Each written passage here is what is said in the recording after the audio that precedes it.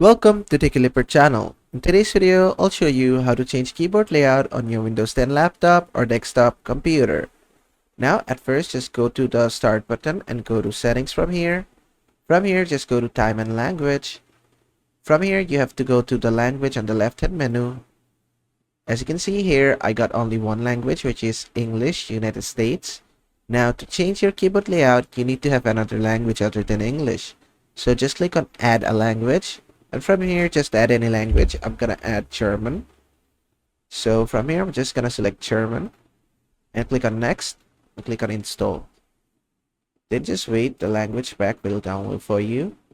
And after your language pack has successfully been downloaded, you just have to go ahead and open up on-screen keyboard. Just opening up on-screen keyboard to demonstrate it to you. You can just use your normal keyboard to do it. And from here, just click on Alt and Shift. And click on Alt or Shift once again. As you can see, it's switching. If you want German, you can go to German. If you want something else, you can go to that. It's gonna change the keyboard layout for you. Just click on Alt and Shift, and there you go. And that is how to change your keyboard layout on your Windows 10 laptop or desktop computer.